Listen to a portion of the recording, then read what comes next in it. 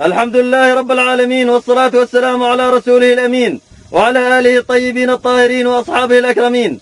أما بعد، بيان صادر عن كتيبة طلحة بن عبيد الله رضي الله عنه: واعتصموا بحبل الله جميعا ولا تفرقوا.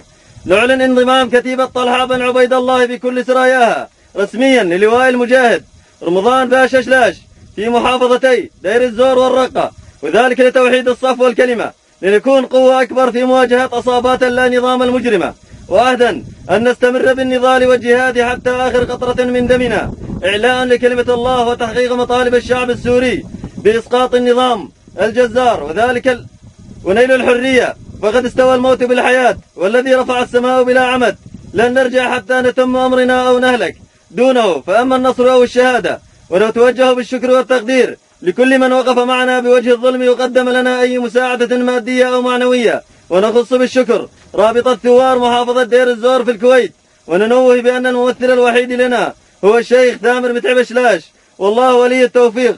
عاشت سوريا حرابية، تكبير!